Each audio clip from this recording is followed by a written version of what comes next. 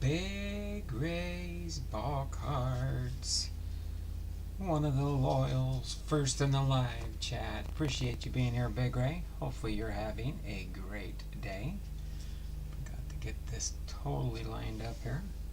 Got to make sure I don't spill any of my coffee on it. Yeah, this is what I do in the morning. I usually have 2 cups of coffee, and I had 1 cup of coffee so far. So I got to finish off my 2nd cup so I can stay awake today. It's going to be a fun day. Hope you're having a good morning, Donald. Yes, I am. There are cards in my car with our posada.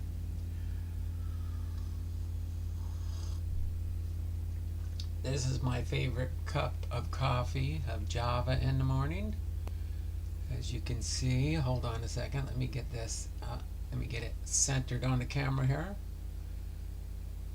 My favorite cup with Mickey Mouse, me, and my wife on it when we went to Disneyland a few years back. We had some coffee mugs made, and this is my favorite with Mickey Mouse. So I will be sipping on that this morning. We'll give everybody about 5 minutes to pop in the live stream. Let me get the streams all set up. We're going to do our Hall of Fame Friday on a Saturday.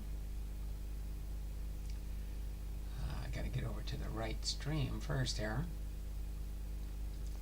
Get that one refreshed. Get this one refreshed. Get my chats up so I can see them. This one's up and running now. I can get my live stream up here. This one's going to be up and running. I'll have my stream here. Hopefully you guys are having a good Saturday. Yeah, this is a rare Saturday. I halfway want to go back to Tuesday, Wednesday, Thursday, Friday, Saturday, maybe for the winter time. I'll see if I decide to do that or not. I think I've got my schedule laid out for November. Let me just look here real quick. I've got my schedule starting to firm up for November,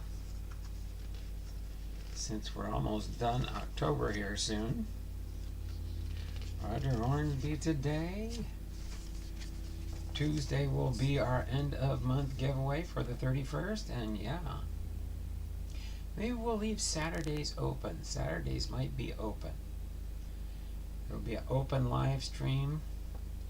But yeah, starting next month on November 1st, we're going to be having a Hall of Fame biography each and every day of the week.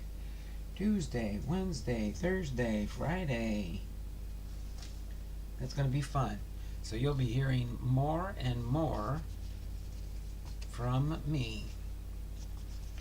Before we get into our regularly scheduled content, I'm going to explain this and the photographs to follow on this one.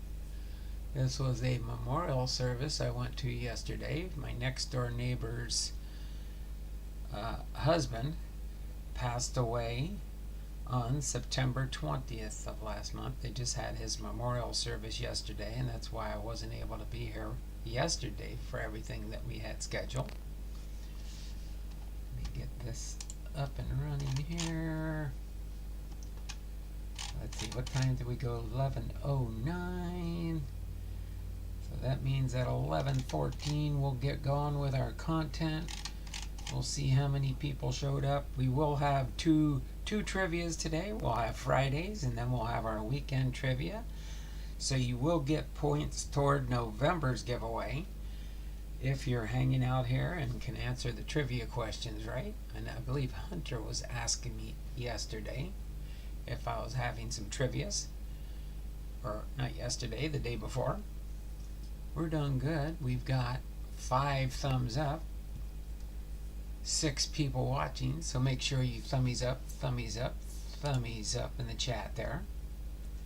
If you can do that, that would be much appreciated. I was hoping by the time we get to the biography, maybe we'll have 10 thumbs up. If so, we might get to our trick or trades. What? PoKeMoN! PoKeMoN!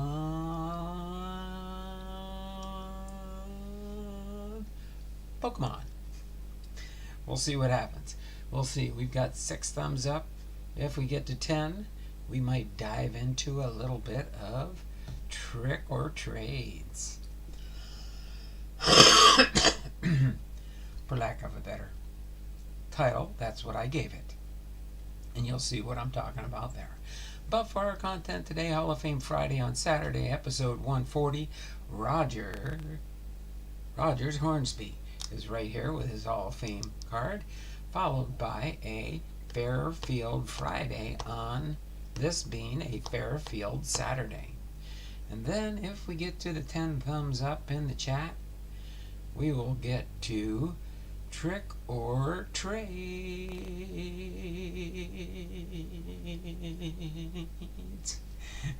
All right, so let me get a sip of coffee real quick. I'll go over this here, then we'll do our advertisement, and then we'll get into the trivia.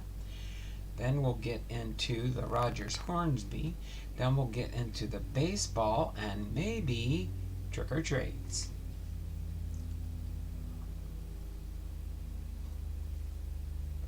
We'll see. I'm planning about an hour for my live stream, but we'll see how the day goes. So, first off, I want to share this is one of the things of my next door neighbor's husband I did not know and was not aware of. He was I guess you would call it a naturist. He was a naturist artist. He made art out of nature. And I thought that was pretty cool when I found that out.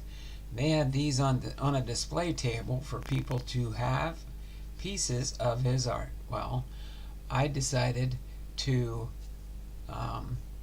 take one of each so I could share with the channel, and then I'm also going to put them in a binder and put them.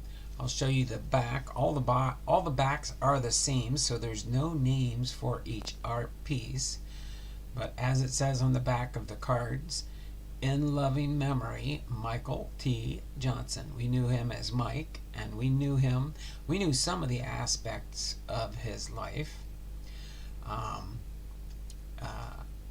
I didn't find out till just at the memorial service that he spent 4 years in the Air Force after he graduated from high school. So that I was not aware of, that he was a veteran. I did know he was from Minnesota originally. So some of his family from Minnesota and some of his family that lives locally here in Washington were here at the memorial service. He was born September 28th, 1951, and he passed away September 20th, 2023. So that was just interesting there. And I'm just going to show you his art pieces. Supposedly, if we had never made it into their house. We made it to the front door and talking to them, bringing them over something like a baked good. He'd give us a pie once in a while. He was a pretty good cook, by the way. And then one thing I wasn't aware of, after he got out of the service, he was actually in the ministry for a little while before he went into working at the post office. And then after he retired from the post office after 30 years, he did work for the one of the casinos as a security guard in our local area here. So he had a wild and different, friendly type of life. He was a very, very nice person. And it was just always nice to hear him early in the morning, sometimes out in the backyard, whistling or humming. And supposedly he was a singer. I haven't got one of his CDs yet, but I would like to get one of his CDs. That would be interesting to hear Mike singing, that's for sure. And I guess he did it at the post office. Some of the people from the post office that were there was really there giving testimonies also of what he meant to them. Thank you there, Big Ray. Appreciate that. I will make sure I let his wife know that people on the channel were saying, may God have compassion and healing for his family at this time of mourning and help them to celebrate his life with vigor. Oh yes, it was a nice, it started at 3 o'clock and about halfway through the inside the hall that we went to meet for his memorial, we went outside and they had the passing of the flag from the Air Force National Guard to his wife, the spouse, and they presented the flag and all the ceremonies that go through with that. So that was really nice. And then we went back in and we were there till probably 5:30, 5:45. And then by that time I came home, watched the ball game, was in Ethan's sale last night that he was doing, and it was just a fun, busy day. By the time the game finished, for anybody that knows the World Series game last night, went 11 innings, but Texas prevailed. But yeah, so let me go through these and then we'll continue on with our programming. So we have this one here first. In case you're wondering what the eyes are, the Pacific Northwest is well known for our snails and slugs. Those are snail eyes, some leaves from plants, but that's why it's called that type. That was an incredible comeback. Wow. Oh yes, it was. Yes, it was. I was watching the game while Ethan was having his sale. Here were and by the way, these first two were the ones that my wife enjoyed most. She calls these the lighter, brighter versions, and you'll see the difference in the ones when I show the next ones coming up. I just went to the table and I knew the two that she had picked out, and I picked up one of each of all the rest, and that's what I'll be showing you here. So these are the bright ones. That looks like a lady with two snail eyes and leaves and all kinds of fun stuff there. Then we got, so she took the lighter side, I took the darker side, because all the ones that were left were the darker ones. But probably if you look at these, you can almost see the 3D effect if I move it in a certain way, almost like it moves with you a little bit. And then here's one that's more decorated up. I thought it looked kind of cute and funny, the face and stuff, and I took the green. The green splotch down here is like this guy was wearing a tie.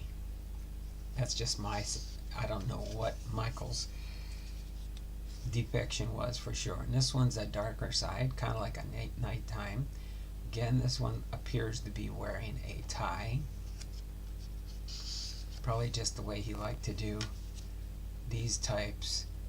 This one's very, very dark with the shiny eyes, the red lips, and again, I think it's another tie. Right? And then we got this guy here is on the site of brownness and orangish. It almost looks like these might be berries off of a tree, but I don't think it's the berries you'd want to eat. And then of course the snail eyes. I think he liked using the snail eyes because they look so much like our eyes, except for the squiggly squirrely on it. But really nice pieces of art. These art pieces, I believe, are actually in their house. So I think he has a room where he has these hanging on the wall and stuff. But very interesting art for sure. But at least now I can put these in a book and I'll always remember Michael Johnson, my neighbor. They moved in like right after we did here. So they are one of our longest neighbors that we've had. There's a neighbor across the street from us, his daughter and girlfriend have lived across the street almost since we bought our house too. So they're long-standing neighbors. And our neighbor down on the end corner from us to the south is another one. He was the first one in that house and he's still living there. So we got 1, 2, 3, 4. 4 neighbors closest to us on the street that are originals. And the other ones are people that have moved in after the people that originally bought the house had moved out. So very interesting on those photos. I just wanted to share those with you. My wife will probably be looking for them and wondering what happened to them. I just grabbed them at the last minute to be able to share them to everybody that's here. All right. So we've got 6 thumbs up. Doesn't matter. However we end up working things out, we'll do it and have fun doing it.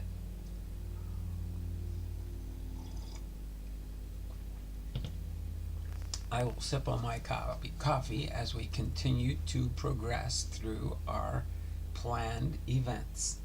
Okay, so again, let me set the care field over here out of the way for now, because that'll be just before the trick-or-trades. Anybody have a clue what I might be talking about with trick-or-trades? You have to be familiar with a different genre. Of course, it says it right there in the title if you read it. So our new 2023 Patreon tiers. Again, these new tiers this year were repack boxes of your favorite PC team or teams. Limit of 2 teams per Patreon. We still have, in case you want to get in on this, I want to try and be at least have half the teams claimed before the end of the year to continue it into next year. If not, by the month of December, I will formulate a new type of product, or maybe just a different layout of what you can get in the 2024 Patreon tiers. If I do change it up, I will let you know in December. If not before our Christmas vacation to Florida, right after we return from our Christmas vacation to Florida. Okay? So that's what I'll do for there. Our tiers will go through for November and December. So that will mean that October and November for Bernie H will be good to go, because I'm sending you your October and November. And then December, when the payments come in for December, that will be most likely the last 2023 Patreon tiers.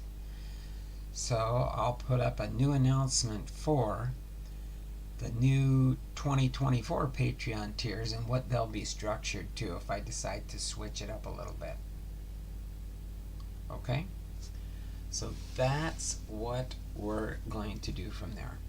But for now, you still have, if you sign up now before next Wednesday, or by next Tuesday, Wednesday will be, if you sign up in November, that will be for the December Patreons. Okay?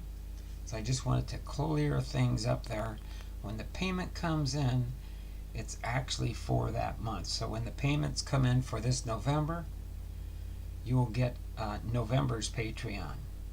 So if you sign up before Tuesday, on the 1st of November, your payment will come out of your account. Okay? So just wanted to clarify that for people that had a little slight misunderstandings maybe in the way the Patreon does work. Okay? So other than that, again, your limit 2 teams per Patreon. So you can choose 2 teams or 1 team, whichever you're choosing is. Contains 1 pack of unopened cards. A blaster box, $14.99, contains 3 packs of unopened cards. $24.99 is a mega box and contains 5 packs of unopened cards. I'm starting to run out of mega boxes. So there is another comparable box that will hold the same amount of cards as a mega box. It'll be in just a different type of shape for your cards. But I've verified them, and the same amount of cards that fit in a mega will fit into this other box size that I have. It's an odd size. It's not considered a Carefield box or a blaster box or a mega box, but it does hold the same amount of cards, just a different shape. Okay? In case you're wondering if you get one of those in your next box. Alright, a monster box will contain a Carefield, a blaster, and a mega. Every box contains sticker certified packing and a guaranteed hit. At least one hit per box. Sometimes, some months, you might get a guaranteed double hit in a box. It just varies and depends on how things go. Okay, so this is our bonus. So today we are on the 27th for yesterday, but I'll be adding your numbers in here if you get any trivia correct. And if you do any super chats, you can always play the baseball game and they will count for November's giveaway. Okay, so they will count for November's giveaway if you do any super chats.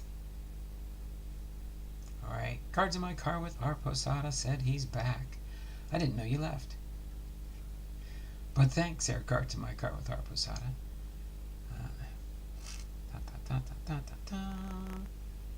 Back it. Back it good.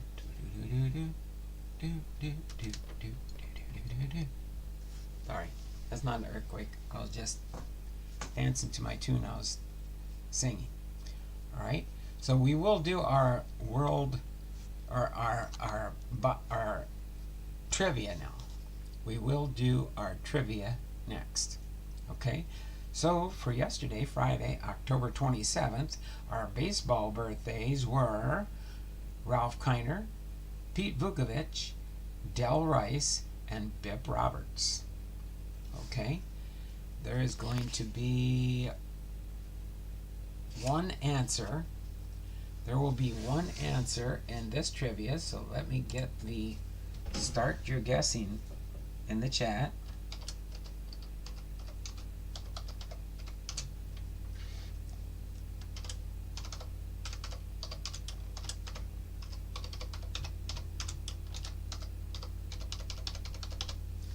So when I put that in there, the first one that gets the correct answer for the trivia will get 5 points. This is going to be a 5-pointer. Okay, so it's World Series related. So you're going to have to go into your memory banks on this one. Before 1975, the last series win for the Reds was 1940. Which pitcher won 2 games? Was it A, Whitey Moore? Was it B, Jim Turner? Was it C, Paul Derringer? Or was it D, Bucky Waters? I'll read through it the second time when I do and put it in the chat. You can start your guessing. World Series related. Before 1975, the last series win for the Reds was in 1940. Which pitcher won 2 games? Was it A, Whitey Moore? Was it B, Jim Turner? Was it C, Paul Derringer? Or was it D, Bucky Waters? Go ahead and start your trivia guessing. If somebody guesses the correct answer, I will stop the guessing.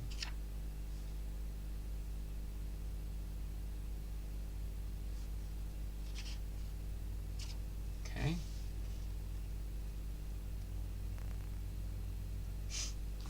Get a sip of coffee here while we're waiting before it gets too cold.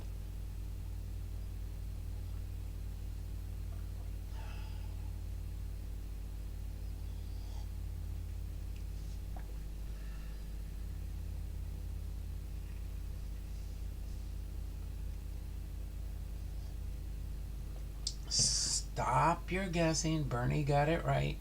Bernie guessed D. And I'll read the question with the answer again, and then I'll read you the information afterwards. World Series related. Before 1975, the last series win for the Reds was in 1940. Which pitcher won 2 games? It was D, Bucky Walters.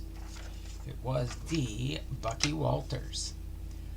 The answer is D. The Reds overcame a 3-2 deficit to top the Tigers in the 1940 series. Walters won 2, allowing just 3 earned runs in 18 innings, all in Game 2. In Game 6, he held Charlie Gehringer, Hank Greenberg, and Rudy York to 2 singles and 12 at-bats, while homering and driving in 2 himself. In Game 7, the Reds rallied against the Detroit Bobo Newsom and won 2-1, taking their first series since 1919.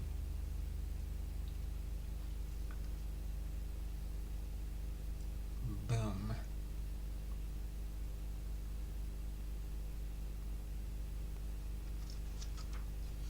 Alright, so there you go, Bernie H. Pop that one in. We got that trivia in, but we've got one more trivia coming. Let me get Bernie H in here for his +5 for today's first trivia. Okay, so after the end of the month on on Tuesday, when we have our giveaway, I'm going to do it on Halloween, just to have some fun on Halloween. Okay, so other than that, we're going to do today and tomorrow, Saturday, October 23rd, and Sunday, Saturday, October 28th, 2023, and Sunday, October 29th, 2023. Okay? So, our Saturday birthdays are Joe Page, Bob Veal, Nate McLuth, and Juan Guzman. And then our birthdays, Sunday birthdays for tomorrow, October 29th, are Jesse Barfield, Pete Richard, Jim Bibby, and Charlie Ebbets. Our trivia for our second one today is for awards.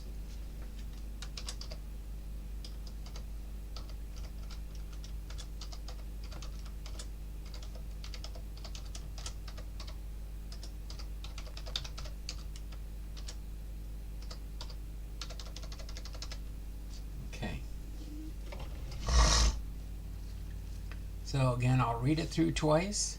Whoever gets the correct answer first will get 5 points for the November giveaway. So our awards for today and tomorrow, the weekend edition, is name the oldest World Series most valuable player.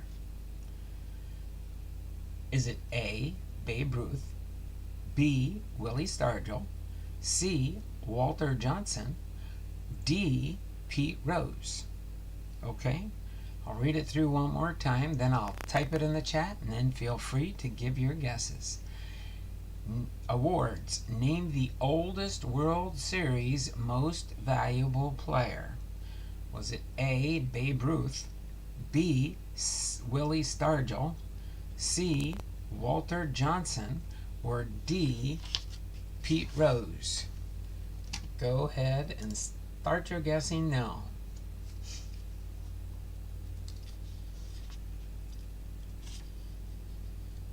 Big Ray's ball cards got it right there on that, right on the nail.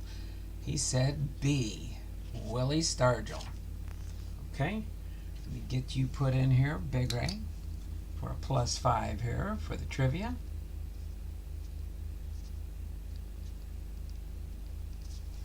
Okay, again, these entries are for the November giveaway. So these don't start until next month, but they will be early entries for next month's giveaway. Okay, so just so everybody's clear on how I do this, I put into my giveaways, if you're a Patreon member, if you're a channel member, if you give super chats, and if you just, most of the entries, believe it or not, are all you have to do is show up for my live streams. That's as easy as it is to get entries into my giveaways. You don't have to give massive amounts of money. It does help me a little bit as a creator, but I'm not going to push you and say, the only way you can get on my wheel of names is you got to donate to the channel. Yeah, that does help, and it helped me yesterday. I donated to Ethan, and I won 3 prizes on his giveaway from yesterday's sale. The only one I really wanted, believe it or not, for those that were in there. I don't know if anybody that's in the chat today, but if you watch the replay, I so wanted to get this. So somebody opened up a holiday box and they got an autographed Santa Claus, which I guess is a super short print in this year's set. So that's the only one I wanted, and the person that got it put it up as a giveaway for Ethan's giveaway, and I was the first winner chosen on the wheel. And actually I did win two other prizes. I believe it was 3 prizes I won in his wheel yesterday, but I wanted the Santa Claus, and that's the one I want. And then I got a graded Julio card, which I thought was pretty cool too, so that was the icing on the cake. And then the third one I got was a Nolan Ryan short print. I think it was a gold version, either short print or super short print. That's what I was hearing. The Santa Auto is worth a little money, I think. That's what I heard. I heard it was a hard pull, like a case brake pull or something like that. But I thought that was pretty cool, so that's what I ended up winning. But to dispense of that, that's fine. So on the back here, name the oldest World Series most valuable player. Big Ray, congratulations on getting that. It was Stargell. It was Stargell B. And he was 39 years and 225 days old when he drew the spotlight in the fall of 1979. Pop's got 12 hits, 7 for extra bases in the Fall Classic. Hit 400 and knocked in 7.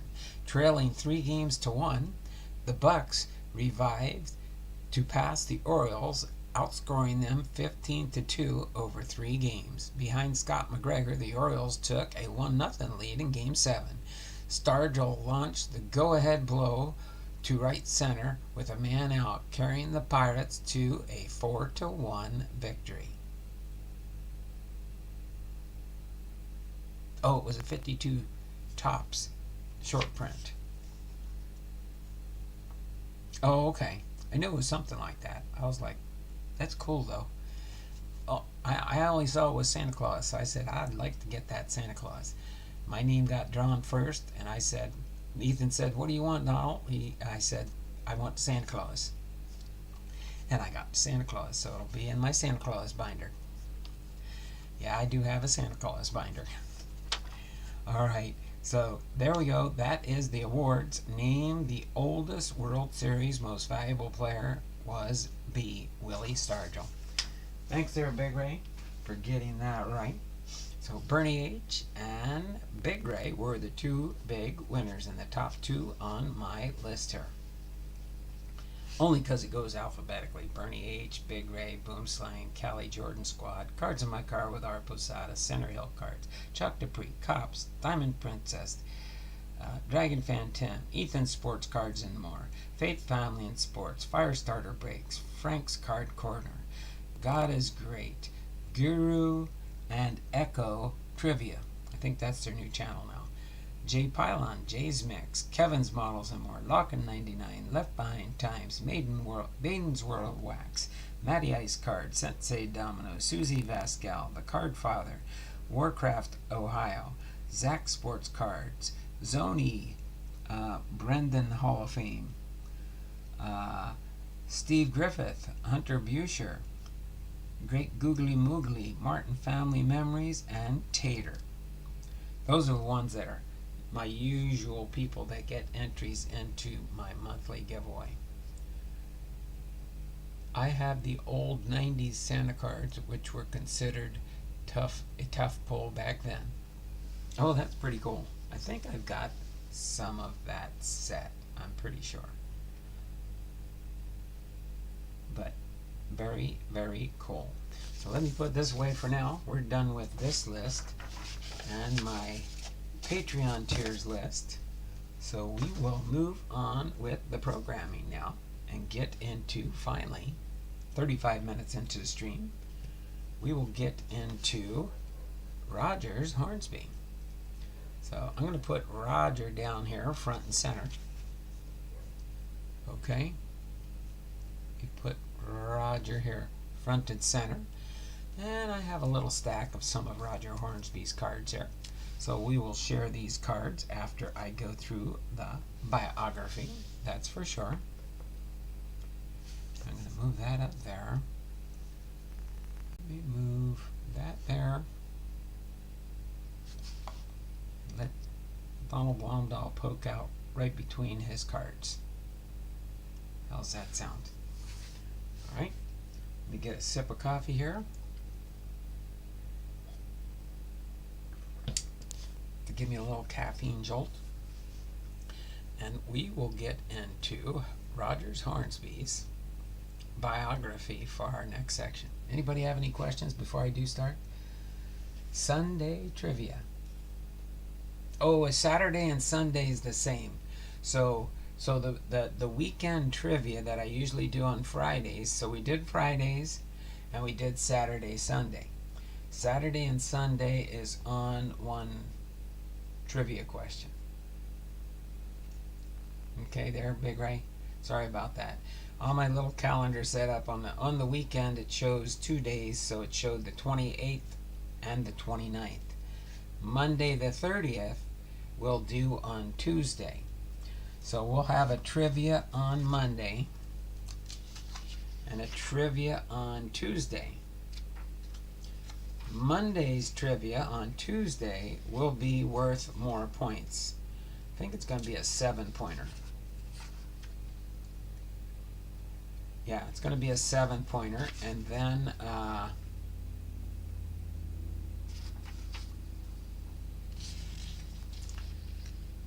Tuesday on Halloween will be a 5-pointer. So Monday will be a 7-pointer, Tuesday will be a 5-pointer, and those will all be included for the November giveaway.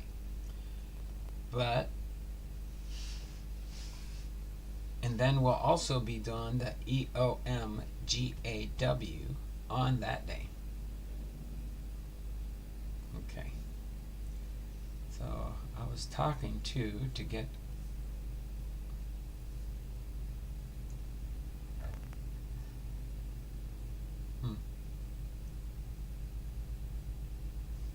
my computer's being slow. You have to pause and wait with me.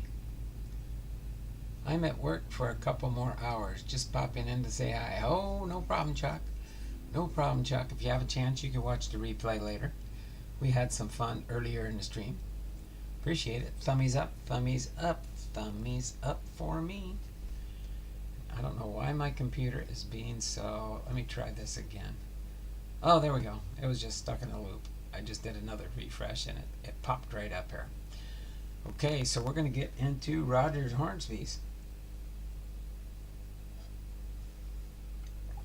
Tell you what, since we had to wait a minute, some people are slowly checking in. Again, this was an unannounced live stream, but I did put it in my community tab, so you probably got a little... All the pictures of the cards at Costco have tons of them on display. Yeah, I gotta go to Costco today anyway to do something. I'm gonna do that hopefully after the stream here.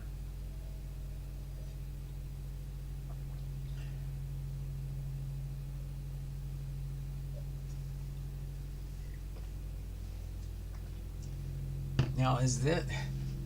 So Jason, I know you've been mentioning it a lot. I finished the coffee, but I just want to ask you a quick question. What, is it like a stand-aside set? Or are these holiday cards? Or does anybody know what types of cards they are that Costco has ventured into? I'm just kind of curious. Because if so, I want to see if I want to try and maybe buy some. Does anybody know how much they're selling the package of cards for, or the box of cards, or whatever's on display. It's a separate set in the extra packs. In the extra packs. Okay, so it's $34 each, huh? Wow. I wouldn't mind trying to get like 3 of them. I'd like to get 3 if I could. It's a separate set in the 3 extra packs. Okay, so there's 3 extra packs in a package. Yeah, I'm going to try and go to Costco after our stream here. Makes me want to get done quicker so I can rush out to Costco and see if we can get something like that. Okay. So with that in mind, let's go ahead and get into Rogers Hornsby here. Now you get me excited. 2 each of series. Oh, I see. So it's a mix. Hold on a second. Let me do a refresh. I can't read the bottom of the chat here because that goofy heart thing's in the way. I don't know why YouTube put that heart right there in the way of the chat. So 2 each of series 1, 2, 6 packs of update, and 6 packs of flagship. What's flagship? Did you get all of the Christmas ornaments from last year, Donald? I don't know for sure if I did end up getting them all or not. I'd have to look and see which ones I'm missing. I know I repackaged all the ones that were on my tree. And what I did do is I took out all the duplicates. I did sell some of those already, but I don't know for sure what ornaments I may or may not have from the years. I think I have 3 different years of ornaments now. I'd have to go through when I get ready to start in November, getting ready to start up Christmas. Again, we'll be taking a break for Christmas, the week of Christmas, because we're going to Florida. I think we're going to Cocoa Beach, Florida, is where my daughter said we're going. So we're going to spend a week in Florida to just kind of rest and relaxation, and that's our Christmas present for each other. So that'll be kind of different this year, that's for sure. But yeah, what I can do is when I get a chance to go through my ornaments that I do have 1 each of, I will I'll post up a list on which ornaments I'm missing. How's that sound? Will that work for everybody? Donald is racking up the miles. Well, this one won't be my miles. Our daughter's paying for the trip. That's the only way me and the wife could go, is if our daughter paid for the trip. And she said, let's go to Florida. That way my son Daniel can drive down from Pensacola to be with us. He'll spend a week with us while we're in Florida for Christmas, because he'll be on Christmas break from school. He's a music teacher in Pensacola. So, and he's got like a month off. So he's going to spare one of his weeks of his month off for Christmas break to visit us in Florida as we go to visit Florida. Does that make any sense? But let's get into Rogers Hornsby here and get through his biography so we can continue on with today's stream. But we'll have some fun. We'll have some fun today. I guarantee it. Long as by 1 o'clock or so I get there, we don't have to be out at the harvest party for our church until 4 o'clock. 4 o'clock. So that'll give me a chance to run to Costco and see if they have these baseball packages. But Rogers Hornsby Sr. was born April 27th, 1896, and passed away on January 5th, 1963. I'm sorry, I've got some paper dust on my glasses. I don't know why when you're doing cards and stuff like this and flinging around paper that you get all kinds of paper dust, but helps reading the teleprompter when I have clean glasses. Alright. Nicknamed the Raj, was an American baseball infielder, manager, and coach who played 23 seasons in Major League Baseball. He played for the St. Louis Cardinals 1915 to 1926 and 1933, the New York Giants in 1927, the Boston Braves in 1928, the Chicago Cubs in 1929 to 32, and the St. Louis Browns in 1933 to 1937. He was named the National League's Most Valuable Player twice and was a member of one World Series championship team. Born in Winters, Texas, and raised in Fort Worth, Texas, Hornsby played for several semi-professional and minor league teams. In 1915, he began his major league career with the St. Louis Cardinals and remained with the team for 12 seasons. During this period, Hornsby won his first MVP award, and the Cardinals won the 1926 World Series. After that season, he spent one season with the New York Giants and another with the Boston Braves before being traded to the Chicago Cubs. He played with the Cubs for 4 years and won his second MVP award before the team released him in 1932.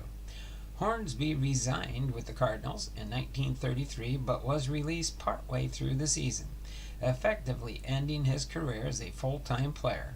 He was picked up by the St. Louis Browns and remained there until his final season in 1937, which he made only 67 appearances for them as a player. From 1925 to 37, Hornsby was intermittently a player-manager. After retiring as a player, he managed the Browns in 1952 and the Cincinnati Reds in 1952 to 1953. Hornsby is regarded as one of the best hitters of all time. He had 2,930 hits, 301 home runs in his career. His career batting average of .358 is third only to Ty Cobb and .366 and Oscar Charleston at .364 in MLB history. He also won 2 Triple Crowns and batted .400 more than 3 times during his career. He is the only player to hit 40 home runs and bat .400 in the same year, 1922. His batting average for the 1924 season was .424, a mark that no player has matched since. He was elected to the National Baseball Hall of Fame in 1942 and the St. Louis Cardinals Hall of Fame in 2014. Hornsby married 3 times, in 1918, 1924, and 1957, and had 2 children. Known as someone who was difficult to get along with, he was not well liked by his fellow players. He never smoked, drank, or went to the movies, but frequently gambled on horse races during his career. As far as early life, Hornsby was born in Winters, Texas, the last of Ed and Mary Rogers Hornsby's 6 children. Hornsby was 2 when his father died of unknown causes. 4 years later, the surviving Hornsbys moved to Fort Worth, Texas, so Hornsby's brothers could get jobs in the meatpacking industry to support the family. Hornsby started playing baseball at a very young age. He once said, "I can't remember anything that happened before I had a baseball in my hand." He took a job with the Swift and Company meat industry as a plant as a messenger boy when he was 10, and he also served as a substitute infielder on its baseball team. By the age of 15, Hornsby was already playing for several semi-professional teams. He also played baseball for Northside High School until 10th grade, when he dropped out to take a full-time job at Swift. While he was in high school, Hornsby also played on the football team along future College Football Hall of Famer Bo McMillan.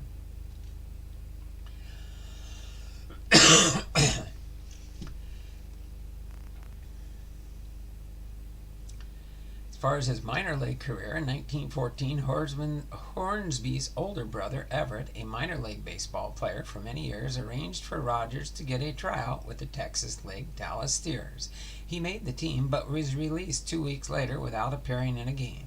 He then signed with the Hugo Scouts of the Class D Texas-Oklahoma League as their shortstop for $75 per month, $2,191 today. The team folded a third of the way through the season, and Hornsby's contract was sold to Denison Champions of the same league for $125. $3,652 today. Hornsby batted a combined .232 in 1914 and committed 45 errors in 113 games. Man. The team folded a third of the way through the season. The Denison team changed its name to the Railroaders and joined the Western Association in 1915 and raised Hornsby's salary to $90 per month, $2,603 today. Hornsby's average improved to $277 in 119 games. But he made 58 errors. Nonetheless, his contributions helped the Railroaders win the season association pennant. At the end of the season, the writer of the Sporting News said Hornsby was one of about a dozen association players to show any major league potential. Excuse me. Get a drink of water real quick here. Guru's here, guru of baseball cards. Howdy for a second.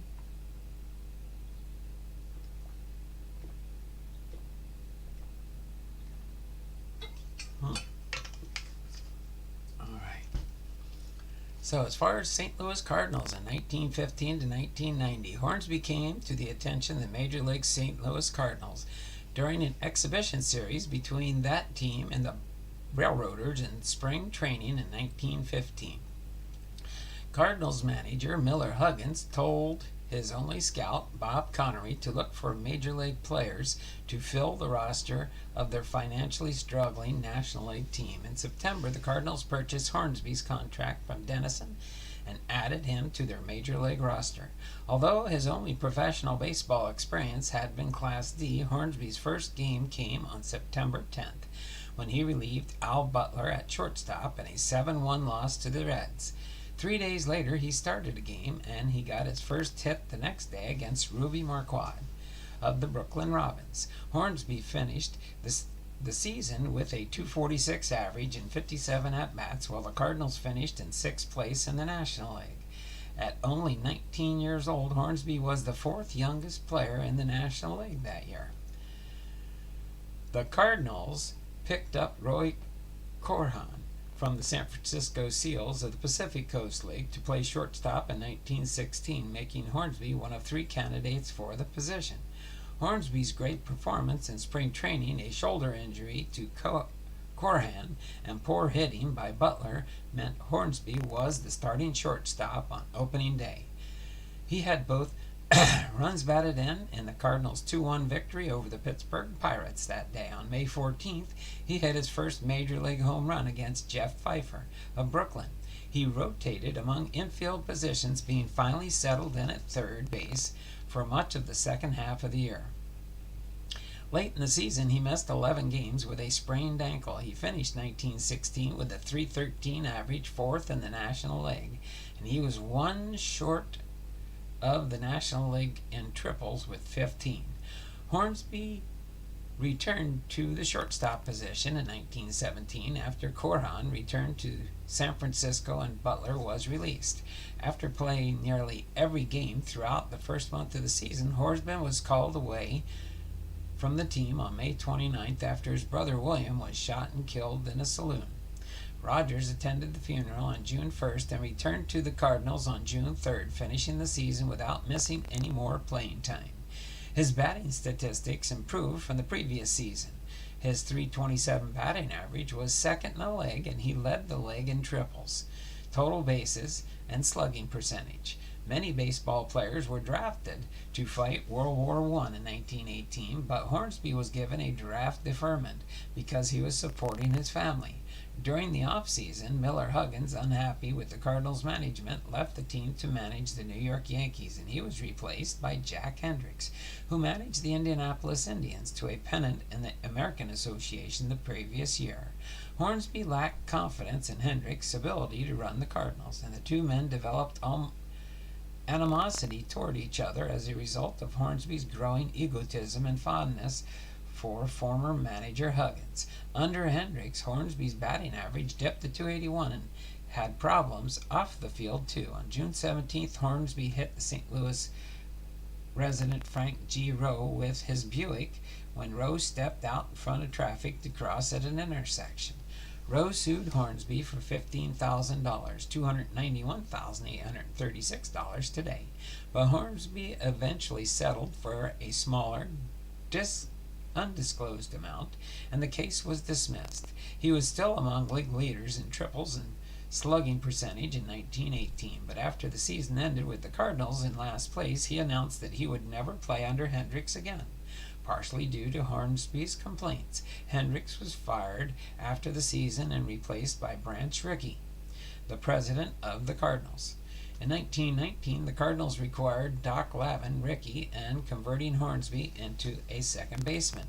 In spring training, Hornsby played base for most of the year. His batting average was low at the beginning of the season, but improved by June. At season's end, the average of .318 was second highest in the league, and he also finished second in total bases and runs batted in.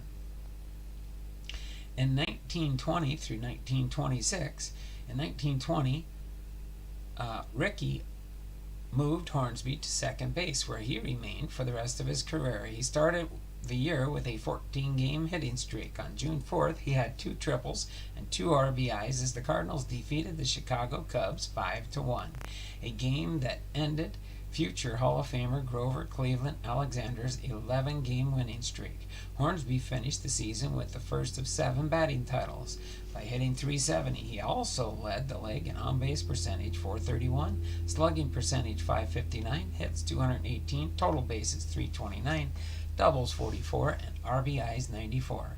The beginning of live ball era led to a spike in hitting productivity throughout the majors, which helped Hornsby hit with increased power during the 1921 season. He hit .397 1921, and his 21 home runs were second in the league, more than twice his total in any previous season. He also led the league's on-base percentage .458, slugging percentage .639, runs scored 131, RBIs 126, doubles 44, triples 18.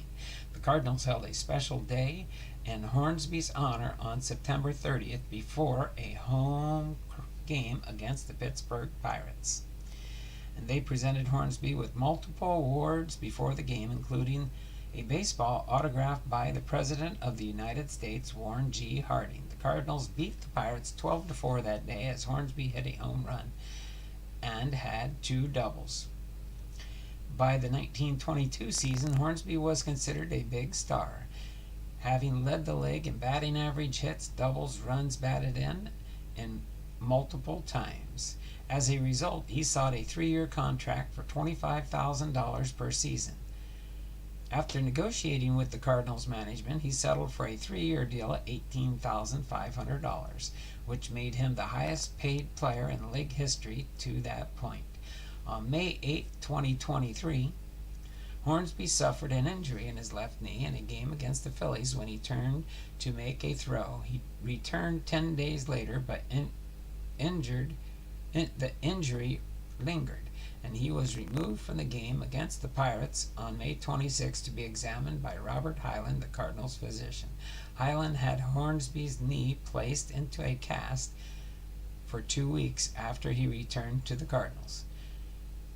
In 1925, Sam Beeden, the owner of the Cardinals, wished to replace Rickey as manager. Hornsby initially declined the job after discovering that Rickey planned to sell his stock in the Cardinals if he was replaced as field manager. Hornsby agreed to take the job as long as Beeden would help him purchase the stock. Beeden agreed, and Hornsby became the Cardinals player manager.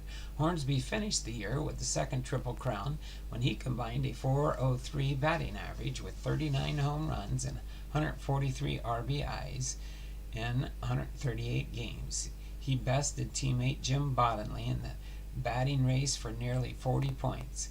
His 1925 batting average has not been matched by National League since. That year he won the MVP award, receiving 73 of 80 possible votes. His .756 slugging percentage and 1,244 or 1.245 on base plus slugging set the National League record that stood until broken by Barry Bonds in 2001. Then on to the New York Giants. Hornsby enjoyed a better season in 1927 as he hit .361, led the American League in runs scored 133, walks 86, and on-base percentage of .448. He was the player coach and managed the Giants for part of the year after John McGraw briefly stood down due to sinusitis. Hornsby's performance helped guide the Giants to a 92-62 win-loss record during the season, which was good enough for third place. McGraw initially overjoyed finally getting Hornsby, having sought to trade for him at least as early as 1920. However, their relationship quickly soured due to Hornsby's overbearing personality. Additionally, his gambling problems at the racetrack and distrust of Giants management annoyed team owner Charles Stoneham. During the offseason, he was traded to the Boston Braves for Jimmy Welsh and Shanty Hogan. On to the Boston Braves. With the Boston Braves in 1928, Hornsby was again the league's most productive hitter. He won his 11th batting title with a .387 average, also leading the league in on-base percentage with .498, slugging percentage .632, and walks with 107. 1 month into the season, manager Jack Slarty resigned the Braves, hired Hornsby to be his replacement. The Braves, however, lost 103 games and finished 7th place out of 8 teams in the National League. They were also struggling financially, and when the Chicago Cubs offered $200,000 and 5 players for Hornsby, the Braves found the offer too good to pass up. Indeed, Hornsby was well aware of the Braves' financial struggles and actually encouraged Braves owner Emil Fuchs to trade him to Chicago. So then on to the Chicago Cubs. Hornsby hit .380 for Chicago in 1929 while recording 39 home runs and a league-leading .679 slugging percentage. His 156 runs scored led the major leagues and is still the team record, while his .380 batting average remains the highest for a Cub since 1895. He also collected another MVP award, and the Cubs won the National League pennant. However, they lost the 1929 World Series to the Philadelphia Athletics in 5 games. As Hornsby batted .238 with 1 RBI, he also set World Series record strikeouts with 8. St. Louis Cardinals and Browns. Hornsby did not play for the rest of 1932, but the Cardinals signed him as a player on October 24, 1933. Braden put aside his previous disputes with Hornsby and brought him back to St. Louis, knowing that Hornsby could still handle a bat. He played regularly at second base from April 25th through May 5th in what would be his last non-cameo appearance as a player. After May 5th, the Cardinals used him mostly as a pinch hitter due to numerous foot and leg problems. On July 22nd, Hornsby got in his final National League hit in a 9-5 loss to the Braves. Though July 23rd,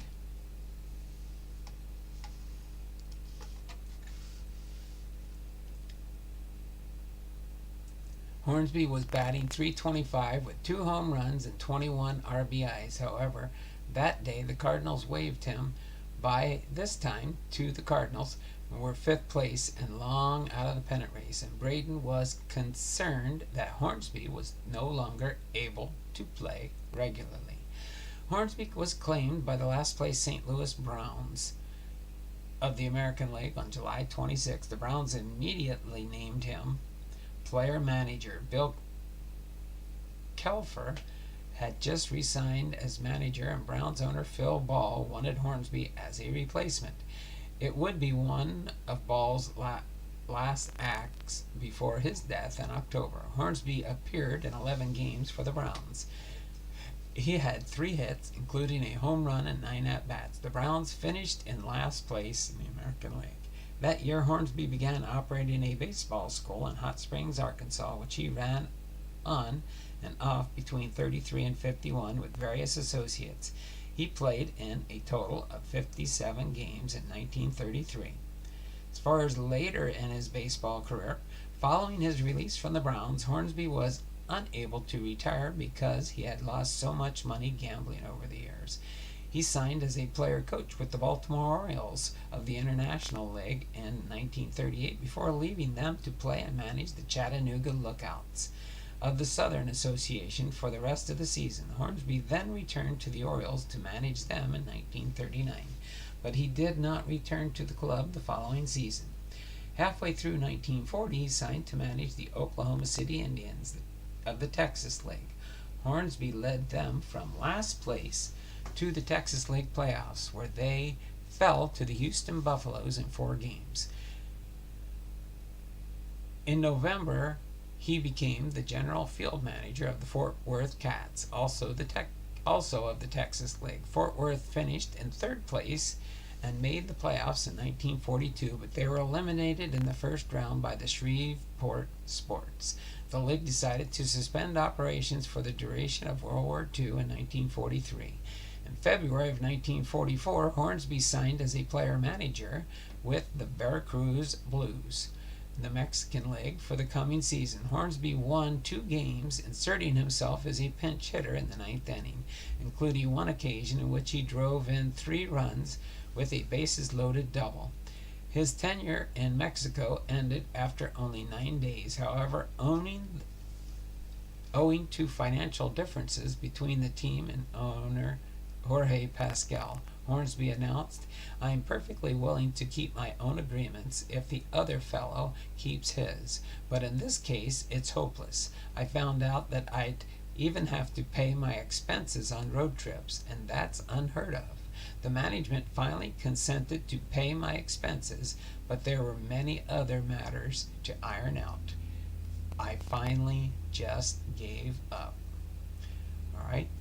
Hornsby indicated plans to return to Fort Worth, Texas. Following his return to the United States, Hornsby spent 1945 out of baseball, his first campaign out of the game in over 3 decades. There were rumors that Commissioner Keenshaw Mountain Landis had formally blackballed him from the majors because of his persistent gambling. However, Hornsby had a long wait to get another major league job, even after Landis died in November 1944.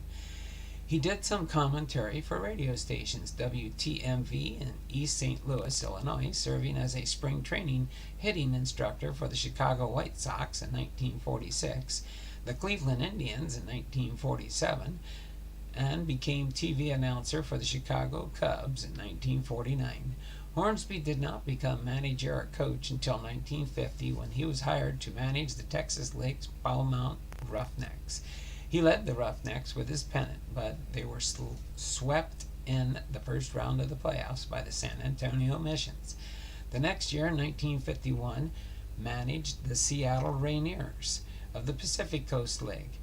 Under Hornsby's leadership, the Rainiers won the pennant. With Hornsby's success, Beaumont and Seattle, both of St. Louis Major League teams, offered him 3-year contracts. He decided to return to the Browns, apparently believing there was a greater upside to rebuilding a perennial loser than there was managing a perennial contender. The Browns owner, Bill Veeck, was the son of former Cubs president William Veeck Sr. Hornsby was not well received by the players. However, he reportedly spoke to the players only to criticize them. As the season wore on and the losses piled up, Hornsby's fuse became even shorter. On June 9th, he was fired after a disagreement with Veeck over the incident against the Yankees on the day before. During the game, a fan prevented McDougald of the Yankees from catching a fly ball, and the umpire ruled that it was fan interference. Hornsby did not initially argue the call, coming out of the dugout only on orders from Veeck when it was already too late to do anything about it. This led to Hornsby and the Browns parting ways. The Browns players were so happy about Hornsby's firing that they gave Veeck an engraved trophy to thank him. A little over a month later, on July 26, Hornsby was hired to replace Luke Sewell, manager of the Cincinnati Reds. The Reds went 27-23 for the rest of the season. However, in a lackluster 1953 season, the Reds announced that he would not return for 1954. He resigned with 8 games to go on the season, Coach Buster Mills replaced him. He finished his MLB managerial career with a record 701-812. Following his dismissal from the Reds, Hornsby worked a coach for the Cubs from 1958 to 1960, before becoming a scout and third base coach for the New York Mets in 1962. In 1963, Hornsby died of a heart attack. He was buried in Hornsby Bend Cemetery near Austin, Texas. Then, as far as his legacy, baseball experts and sports writers consider Hornsby to be one of the greatest hitters of all time. His lifetime batting average of .358 is only exceeded by Ty Cobb's career mark of .366 and Oscar Charleston's .364. He won 7 batting titles in total, number 3 all time at the time of his retirement, and a feat tied or exceeded by only 5 players: Cobb 11 or 12 depending on the source, Tony Gwynn 8, Honus Wagner 8, Rod Carew 7, and Stan Musial 7. Hornsby led the National League in slugging percentage 9 times, a record that still stands. He also hit more home runs, drove in more runs, and had a higher batting average than any other National League player during the 1920s, which makes him one of 4 players in baseball history, along with Honus Wagner, Ted Williams, and Albert Pujols, to win a decade Triple Crown. He hit a career total of 301 home runs and was the first player to reach 300 while playing mostly in the National League.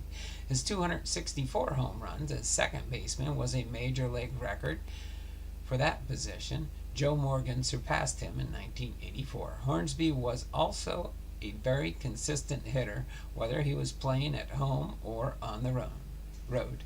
His lifetime home batting average was .359, and his lifetime away batting average was .358. Ted Williams, who had the highest career batting average since Hornsby, said that Hornsby was the greatest hitter for power and average in baseball. And Frankie Frisch said of him, "He's the only guy I know who could hit 350 in the dark." Hornsby also holds second place in the unofficial Major League record list of consecutive games without 2 or more hits, with 13 games, 2 behind Cort Campo, the 19th century player who retired in 1894.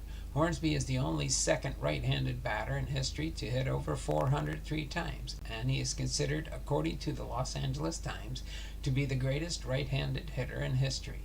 He led the National League in batting average, on base percentage, slugging percentage, and total bases every year from 1920 to 1925. Rogers Hornsby was so respected as a hitter once, when a rookie pitcher complained to umpire Bill Clem that he thought he had thrown Rogers a strike, Clem replied, "Son, when you pitch a strike, Mr. Hornsby will let you know." Hornsby was also renowned for his speed. He was considered to be the fastest player in the National League in his prime. He did not try to steal very often, but used his speed to take extra bases between 1916 and 1927.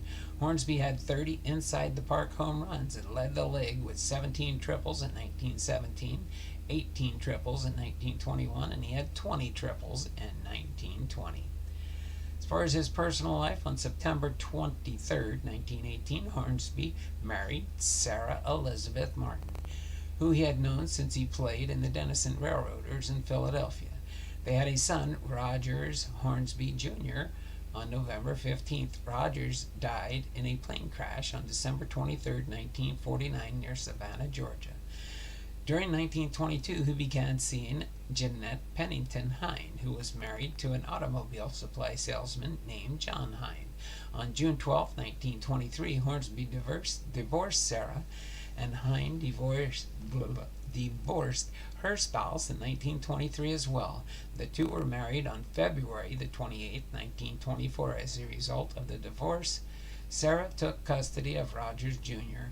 Hornsby and Jeanette had a son, Billy, on June 2, 1925. Billy played baseball for several years in the minors, but never reached the majors.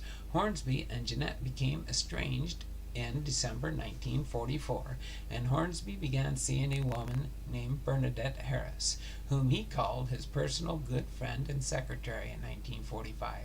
They lived together after 1948. Harris committed suicide by jumping out of a third story on September 7, 1953. Her suicide was attributed to depression. Following Jeanette's death on June 1, 1956, Hornsby married Marjorie Bernice Frederick Porter on January 27, 1957. They remained together until Hornsby's death in 1963. So there you have it, Rogers Hornsby's Hall of Fame biography. Let's do a recap real quick. He was a second baseman and a manager. He was born April 27, 1896 in Winters, Texas. He died January 5, 1963 at the age of 66 in Chicago, Illinois. He batted right, threw right. His MLB debut was September 10, 1915 for the St. Louis Cardinals. His last MLB appearance was July 20, 1937 for the St. Louis Browns. His batting average is .358. His hits, 2,930. Home runs, 301. Runs batted in, 1,584. His managerial record, 701 and 812. His winning percentage was .463. As a player, he was with the St. Louis Cardinals 1915 to 1926, the New York Giants 1927, the Boston Braves 1928, the Chicago Cubs 1929 to 32, the St. Louis Cardinals 1933, the St. Louis Browns 33 to 37. As a manager, he was with the St. Louis Cardinals 25 to 26, New York Giants 1927, Boston Braves 1928, Chicago Cubs 1930 through 32, St. Louis Browns 1933 to 37 and 52, Cincinnati Reds 1952 to 1953. His career highlights and awards: he was a World Series champion in 1926, 2 times National League MVP 25 and 29, 2 times Triple Crown winner 1922, 1925, 7 times National League batting champion 1920 through 1925 and 1928, 2 times National League home run leader 1922 and 25, 4 times National League RBI leader 1920 through 22 and 1925. He's in the St. Louis Cardinals Hall of Fame. He's in the Chicago Cubs Hall of Fame, Major League Baseball All-Century Team, and a Major League Baseball All-Time Team.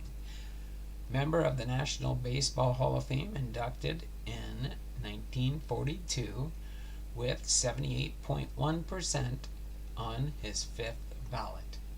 So there you have it, Rogers Hornsby, our Hall of Fame Friday on Saturday, episode 140. So hopefully you enjoyed that. We gotta go, Donald. Okay, sorry, missed you.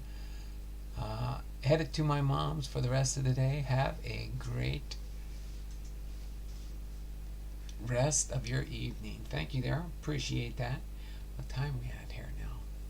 Go back to my live stream here. Oh, an hour and 20 minutes. We still have a little bit of time here. We'll go through. This is Rogers Hornsby's Hall of Fame plaque, of which I got to work on getting that video posted up to my channel. I did all the Hall of Fame plaques, and it was almost like a 55-minute video, I believe, all the way through the class of 2023 with Fred McGriff and Scott Rowland.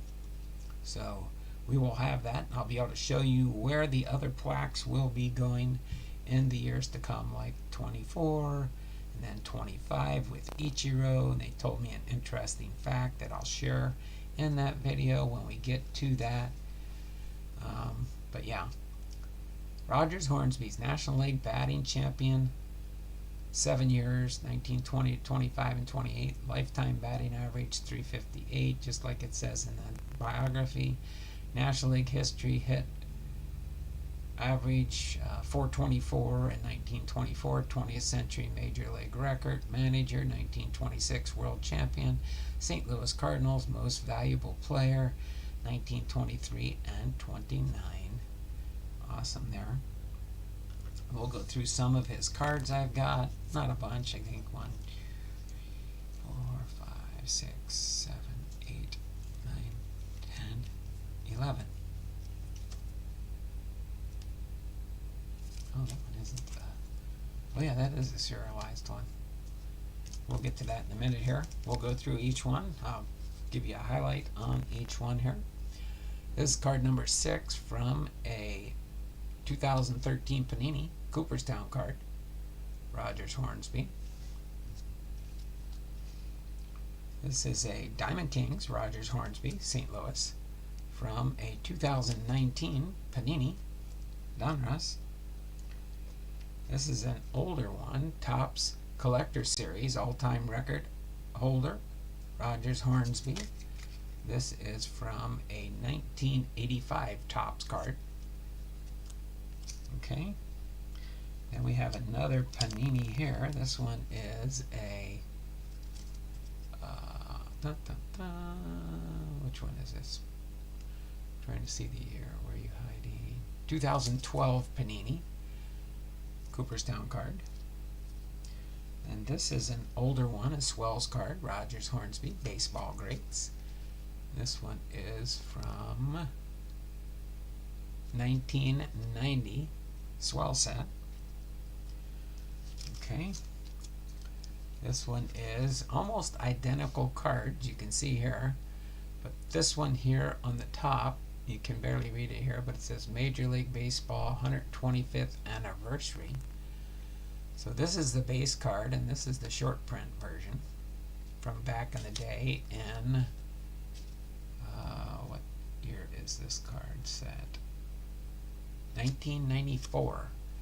So it was a 1994 set there. I believe this is the same set, another Rogers Hornsby, Diamond Legends, short print version, Major League Baseball 125th anniversary. I don't have the base card, but I've got the short print version. Short print versions have the Major League Baseball 125th anniversary stamp on it. Okay.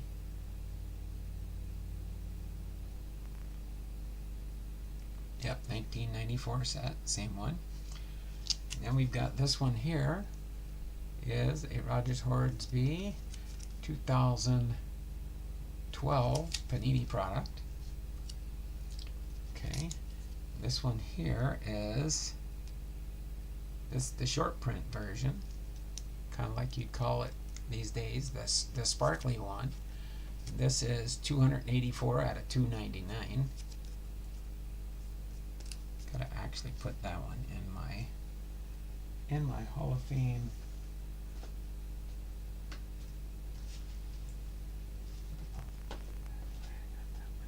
I was like, wait a minute here. I didn't go through and put, one of these days I'll get them all organized as far as like the short print versions. This is like a short print serial numbered card. Then we've got one more here when he was a manager here, Cincinnati Reds manager, Rogers Hornsby, from Topps Baseball Archives, the Ultimate 1953 series. The cards that never were. There never was a 1953, but that was the design they were going to be. So pretty cool there. So other than that, let me do my refresh here on the chat. Okay.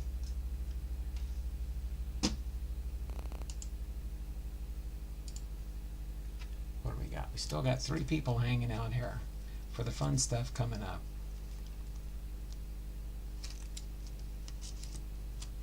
Okay. I'm going to leave the stand there for now. let's I'll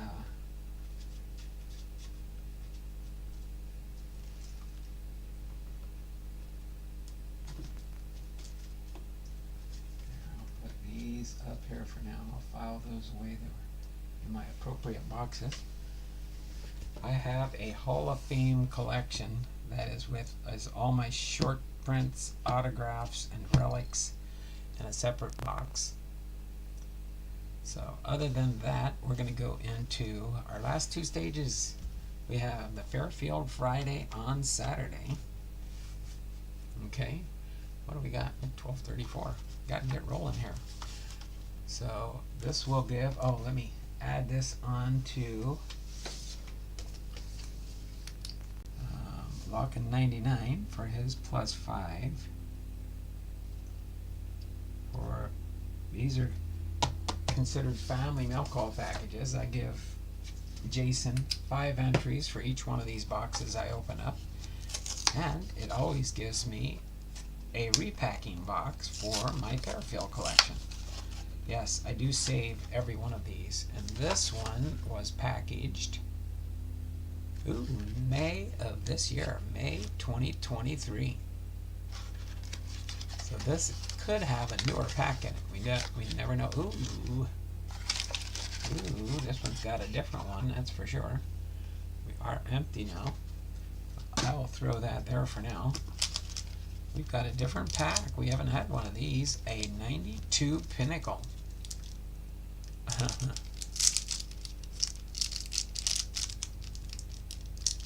Oh, they weren't too stuck together.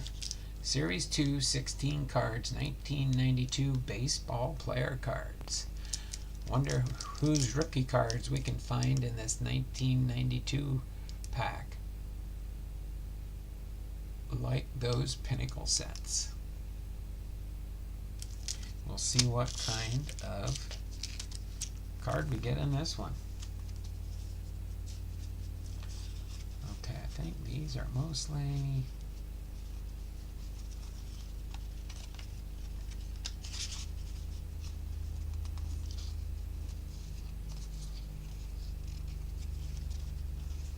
alright. I think we can do it this way. But let me set here. I'm going to set this pack over here. We'll do that last.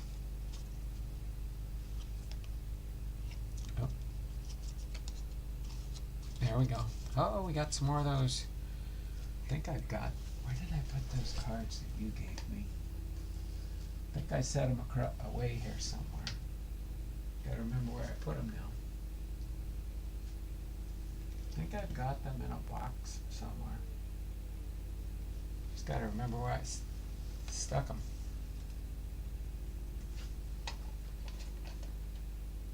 Not that one. I will find them. I know I stuck them somewhere.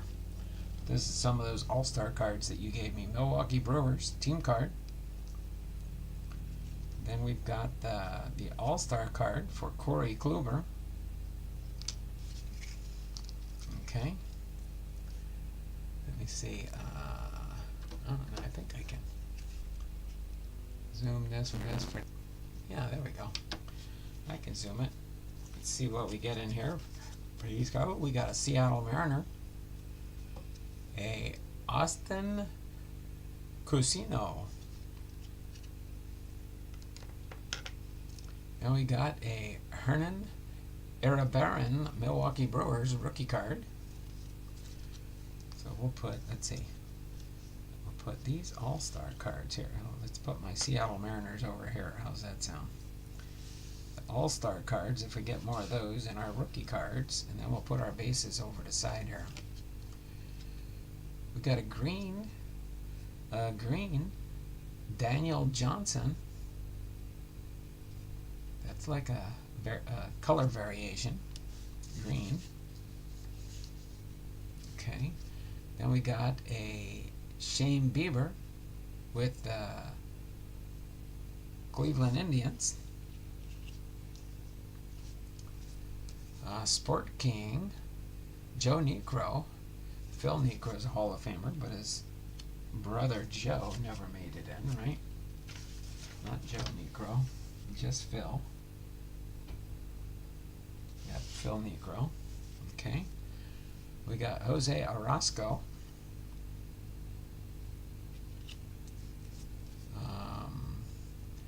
George Hendrick, 88 Don Russ. Jeff Stone with the Philadelphia Phillies. Ivan Calderon with the Expos. We got a New York Mets checklist. That's pretty cool. I like that. I like those team type cards. Manny Ramirez and Kenny Lofton. Pedro Astacio with the Dodgers.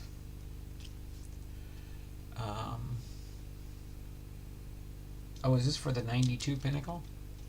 Is that what you're talking about? Like those there? Okay. Thanks there, Jason. Know who to look for there. Jim Thome rookie. Oh, we could get a Jim Thome rookie. Is that who's on the cover? I think that is Thome on the cover, isn't it? I think that's Thome. Brady Anderson with the Orioles. Fred McGriff, Hall of Famer.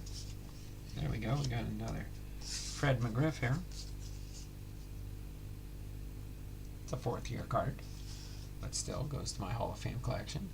Troy Afner with the Athletics. Damascus Garcia with the Expos. We got Cleveland Indians team card. Dan Carmen with the Phillies. Marty Barnett with the Red Sox, or Marty Barrett with the Red Sox. Bryn Smith with the Cardinals. If it's Series 2. Let's see. Yes, it is Series 2, 16 card set, 1992 Major League Baseball player cards. So we'll see what we find in here. Alright. Bob Welch with the Athletics. Steve Crawford with the Royals. Craig Lefferts with the Padres. Jeff Reardon with the Red Sox. Steve Howe, Top Stadium Club. This is a 1991. Chris Sabo Gold Cup card. Andres Galarga with the Expos. Mitch Williams with the Phillies. Kevin Mitchell with the Giants. Jose Alvarez with the Braves. Bud Black with the Indians. Barry Bonds with the Pittsburgh Pirates. Vince Coleman with the Mets. Henry Cotto with the Seattle Mariners. Willie Wilson with the Royals. Pat Mahomes with the Minnesota Twins.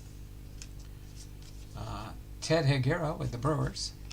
Storm Davis with the Athletics. Tim Bertas with the Reds. Oh, there's our Fairfield double. Tim Bertas double. Ron Davis, 87 Don Russ.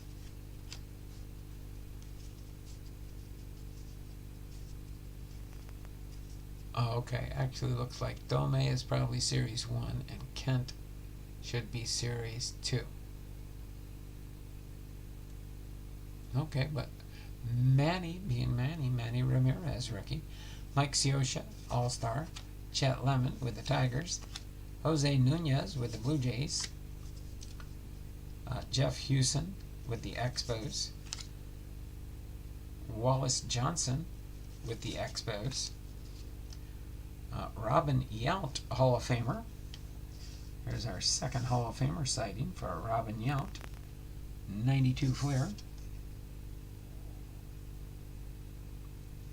Looks like that might be a Yount second year.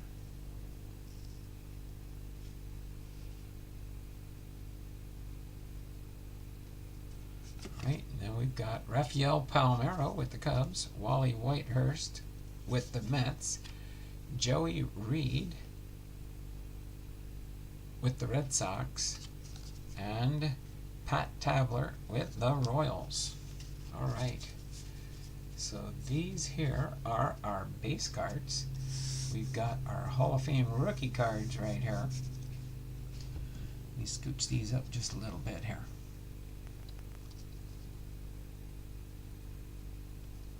Okay. They're All-Star cards. These are our 2 Hall of Famers here.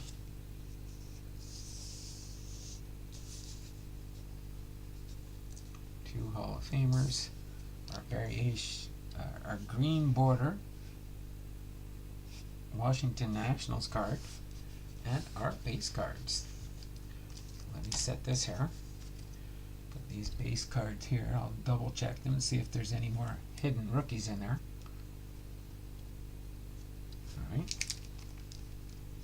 Well, let's go into this Score Pinnacle Premier Edition 1992 Major League Baseball Player Card Series 2, 16 cards per pack. Okay, here we go. It says right here, Rookie Idols. It says Rookie Idols, 18 cards featuring 1992 top prospects and the players who inspired them are being randomly inserted into Series 2 packs of Pinnacle. Baseball prospects include A's phenom Von Poppel, who is depicted with his hero, Nolan Ryan, and the Mets, Todd Hundley, with his idol, Thurman Munson. Chances of finding a rookie idol card are no better than 1 in 125 packs. So will we have a rookie idol in this pack? We will see.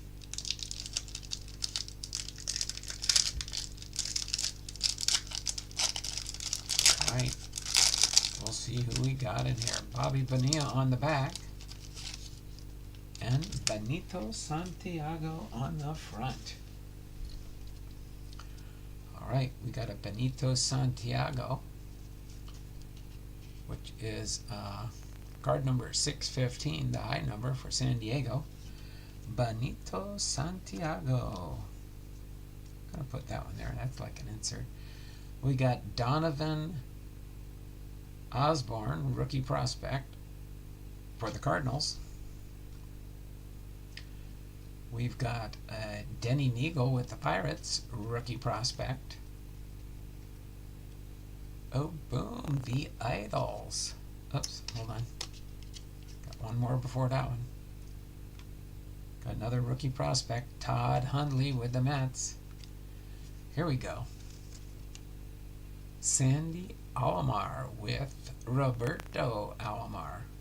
Roberto Alomar is a Hall of Famer. Actually, I'm going to get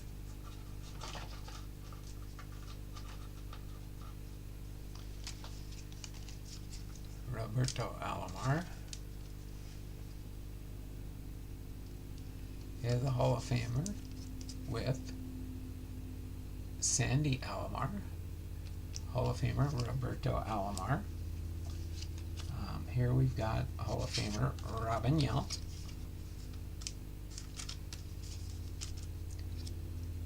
Here we've got Hall of Famer Fred McGriff.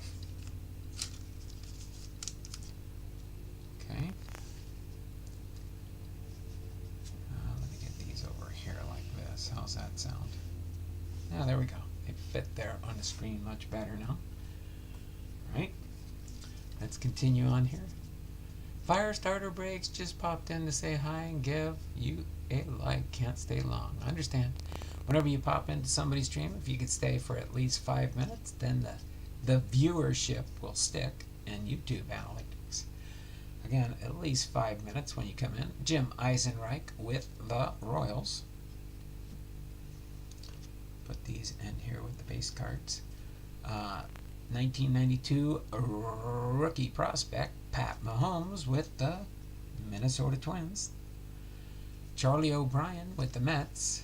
Kelly Downs with the Giants. Jose Rihu with the Reds. Bob Ojeda with the Dodgers. Mark Whitten with the Indians. Stan Belinda with the Pirates. Dave Winfield. Winfield's a Hall of Famer, isn't he? Dave Winfield, another Hall of Famer. There we go. Damon Berryhill with the Braves, and Bobby Bonilla with the Mets. Not too bad there. We got another Hall of Famer with Dave Winfield. So there we go. Give you a little recap here of what we did find so far. Roberto Alomar, Fred McGriff, Robin Yount, and Dave Winfield. So we found 4 Hall of Famers. Two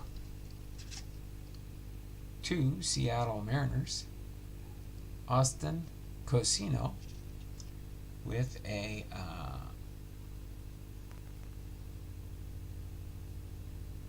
2016, and a 1989 Donruss Henry Cotto. So very, very interesting for sure. Not too bad for a Fairfield Friday on a Saturday.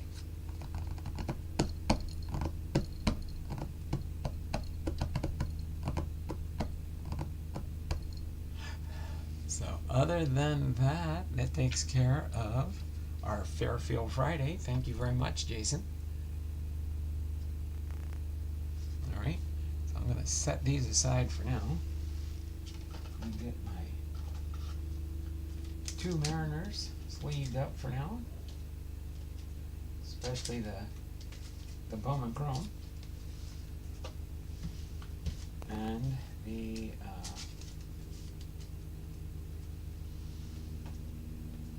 that goes there. Let me put these base cards out of the way here. Let's see, that's done, right? Yep. Get the base cards out of the way. Get the rookies and the all-stars. Where did I put those other all-star cards? I'll find them. Because I know Jason had mentioned he's trying to find more for a set. I know I set them somewhere. I just got to remember where I set them.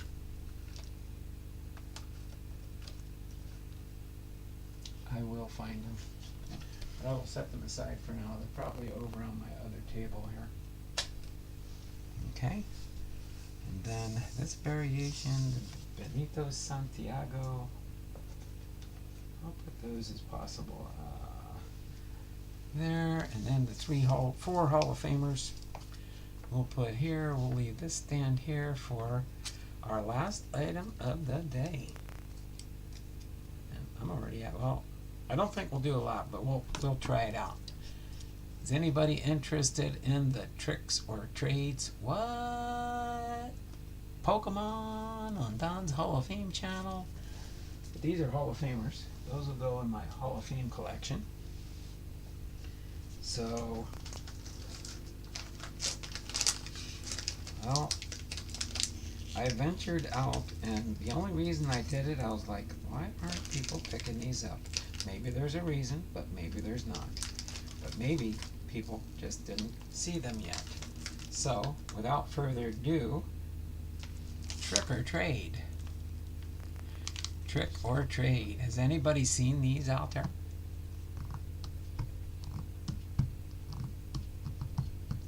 Still not sure how big that 2017 All-Star set is. Yeah, I'll have to look it up on my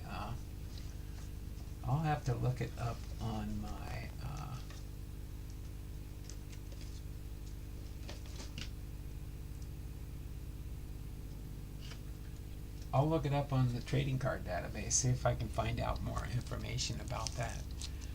But is anyone interested in me seeing if we got any PoKeMoN? Anybody out there know PoKeMoN? Maybe Big Ray with his grandkids or something.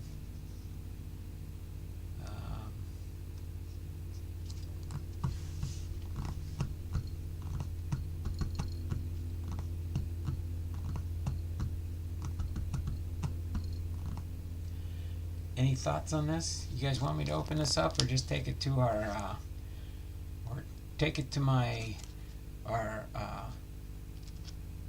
harvest party and see what happens from there? I'll hand them out to some of the kids here. It's a package that I got in the Navy Exchange, where I can go shopping sometimes. I can never find baseball. Once in a blue moon I'll find football, but usually it's either PoKeMoN or what are those other card games? I can't remember some.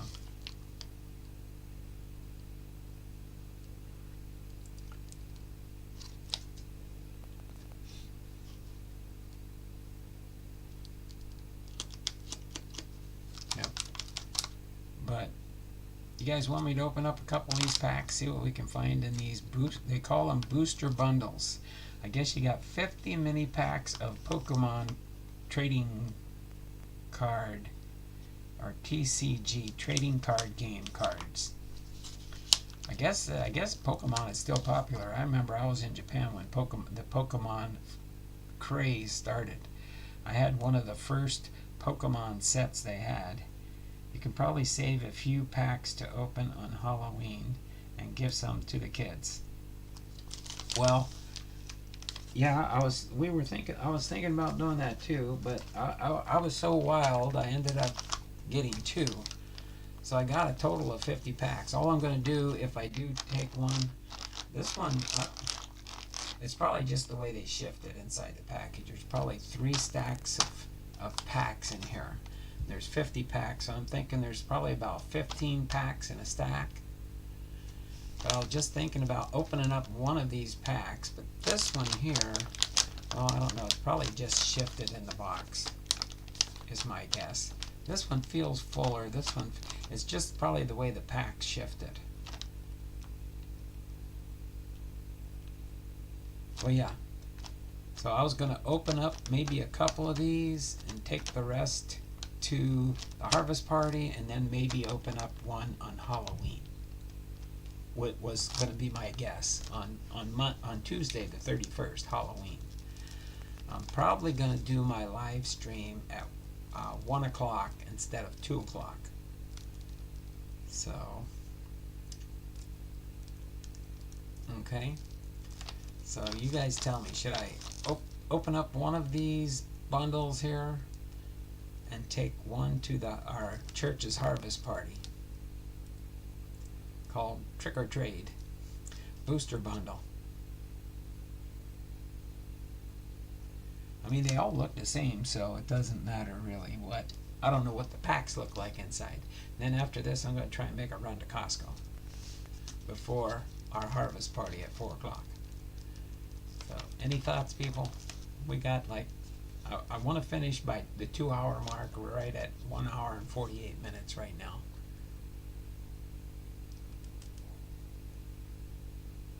We don't have to open. I can just save one whole box. I'll tell you what. I'm going to take this one to the harvest party because that's in pretty good shape kind of right now, package-wise. I'm going to open this one. We'll just open a couple of these packs. And I'll probably take some with me too. We'll figure it out. I'm just curious to see what they look like in here myself. We'll just open up a couple of packs till we hit the 2-hour mark. How's that sound? Which is just about 12 minutes from now. Oh, wow. Oh, wow. That's kind of neat. Okay, so they're just laying in here like this. Let me scooch this over a little bit. Put this right here. Nothing else in here. It's empty. So maybe that's the way it's designed to be, just sitting in here like this. You get 3 cards per pack. Guru Baseball, I'm passing through. Hello, everyone. Hello there, Guru. It says, what PoKeMoN surprises hide inside? Halloween night is filled with frightful delight as ghostly PoKeMoN and their friends join the fun. Jengar, Mimikyu, Poltergeist, Gravard, and a horde of other shadowy Pokemon bring tricks and treats for the spookiest celebration of the year. And Pikachu tagging along too. I just wanted to see if it says anything. It says play PoKeMoN TCG Live. Gotta catch 'em all. See if it says any odds of getting a rarer card or something. Dun, dun, dun, dun, dun. Okay, here we go. It says this PoKeMoN TCG pack contains booster packs, varied product. Each player must have a 60 card deck of Pokemon cards to play. Expand your Pokemon trading card game collection with 10 additional game cards. Booster packs.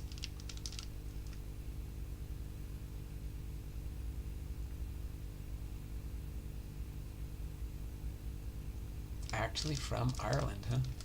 I never knew that. I think they started in Japan though, from what I remember.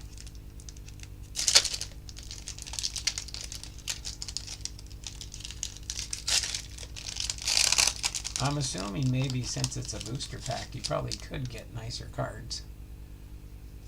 Oh, there you go. Oh, yeah. So there's a... I'm kind of slightly familiar with these. So this looks like this is Gengar, and it looks like a... these are 2022 cards, so these are last year. Gengar, Poltergeist, and Drifblim. I don't even know how it plays, but I'm sure the people that are Pokemon people know how to play the game. So it looks like we got one special card there. Maybe they have more special cards than that. I don't know for sure. Does anybody know Pokemon out there? I don't know Pokemon much anymore. All I know is I used to have an original Japanese set, and my daughter let me talk her into taking it and giving it to her doctor friend's son. So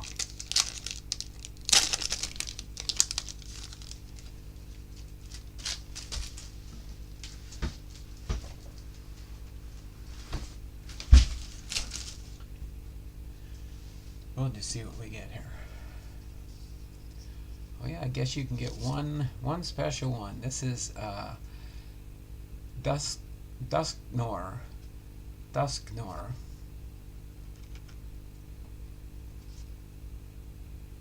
Confuse Ray and Psych Punch, Dusclops and Grevard, whatever that means. So what's that? 2, 3, 4, 5. This will be the 5-pack mark. There's 50 packs in a box.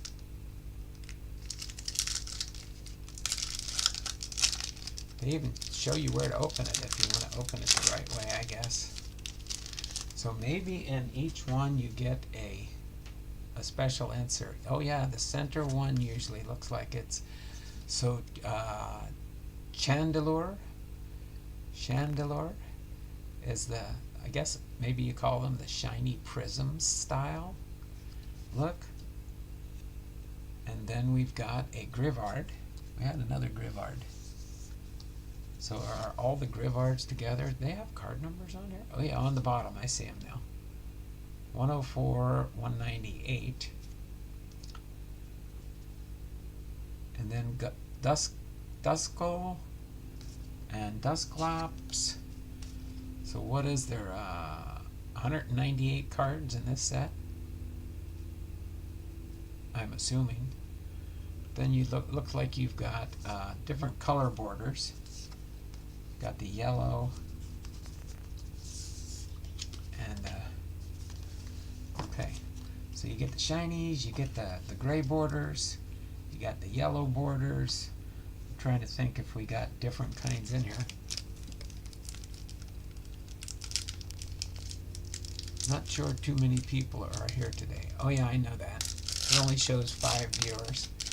So I'm just going to open up maybe these 5 packs. We'll go until we say the 2-hour mark. It's going to put it, what, about, yeah, it's about 1 o'clock right now because I started a few minutes late. Lichen Rock is the yellow. Purple, and this is, oh wait, purple. This is a gold. I wonder if the colors make a difference. I don't know for sure. But that's a different one. The times 2. You got a Mimikyu, Safeguard. Oh, and that, oh, this one's shiny around the edges too, so that's probably even more rare. Let me get another one. I don't know. I'll have to look some of these up on eBay and see how much some of the rarer cards go for. Because I'm thinking to go back and maybe get more of this stuff. It was $20 for a box. I looked on but Shupit is the gray border one. Yeah, they're $20 a box, and you get 50 packs. So 50 times 3 is, you get 150 PoKeMoN cards for $20. I don't know if that's good or bad. I know they were ranging in price from $19.99 to $19.99 to $20. So there is a yellow Marshadow shiny card, but that one, that's the only one. The Mimikyu here is the only one that's shiny around the edges. So it's like almost the whole card has that prism look to it. And we've got, ooh, that's a different color, Mukro. Basic. Oh yeah, basic. You have stage 1. So stage 1. This is the stage 1s. Basic.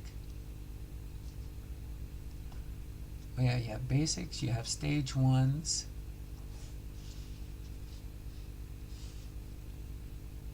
A stage 1 and a stage 1. So you do have different colors and stuff. This is a green Mukro. Spin turn 10. United Wing. See, so far we've seen just that, and I'll open up a couple more just till we hit the time here.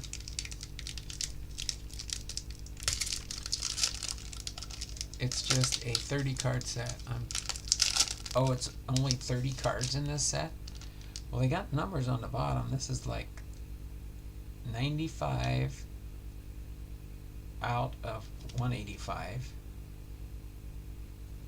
Oh, no, I see. No. 81. Oh, wow. How do you know what the card number is somewhere hiding on here?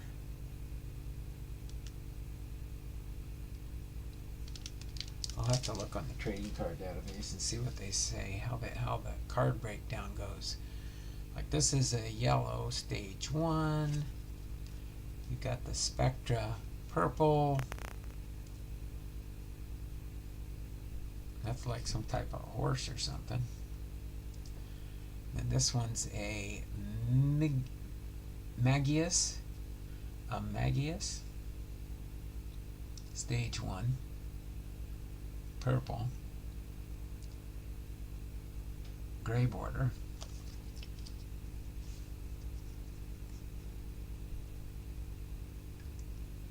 It's just a 30 card set, huh? I think this might be my last pack because I'm hitting the 2 hour mark here in a few seconds.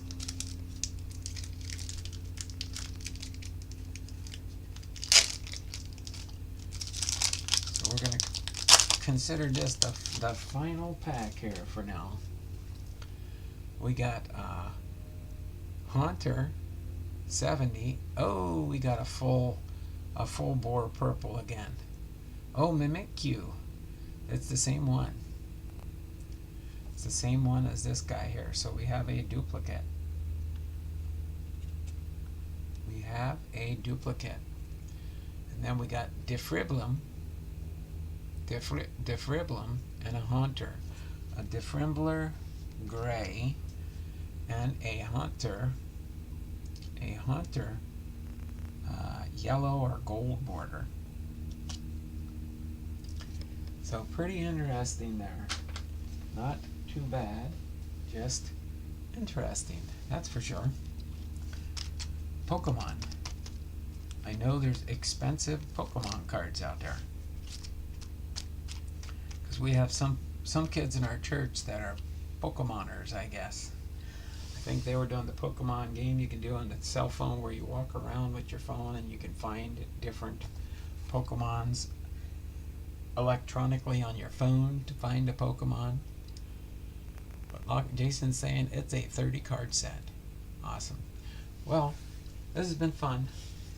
Got my Hall of Fame Friday in. Next week's schedule, we will start with Tuesday being our Halloween special, and maybe we'll open the rest of this box. I'll take this other one here, and if maybe I find out something that there are awesome hits in here down the road, what we may end up doing is searching for the Super PoKeMon cards.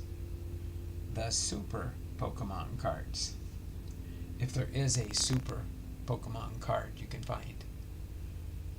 Alright, so this has been Don Blomdahl, Hall of Fame veteran, sports cards and more, with our Hall of Fame Friday on Saturday, episode 140, Rogers Hornsby Trivia.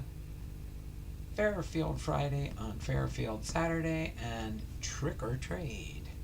We did our Trick or Trade. So that was fun. Interesting finding out about PoKeMon cards. So other than that, y'all take care. Y'all have a great weekend, and we will see you on Spooky Halloween Tuesday. Most likely at 1 p.m. Pacific Standard Time. Until then, y'all take care. Have a wonderful and blessed day. And again, on Halloween, we'll be doing the end of month giveaway. So you all take care. Have a wonderful and blessed day. As David says in the end of all his dreams, it's not just words, but be blessed. Y'all take care. Have a wonderful and blessed day. Bye for now.